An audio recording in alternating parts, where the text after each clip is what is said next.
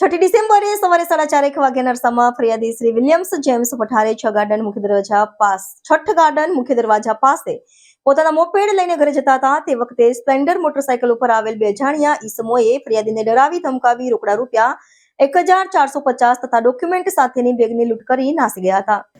6 ડિસેમ્બરે સવારે 4:30 વાગ્યાના અરસામાં ફરિયાદી Williams James Pathare Chhath garden મુખ્ય દરવાજા પાસે પોતાના મોપેડ લઈને ઘરે જતા હતા. તે વખતે સ્પ્લેન્ડર મોટરસાયકલ ઉપર આવેલ બે અજાણ્યા ઈસમોએ ફરિયાદીને ડરાવી ધમકાવી રોકડા રૂપિયા 1,450 તથા ડોક્યુમેન્ટ સાથેની બેગની લૂંટ કરી નાસી છૂટ્યા હતા.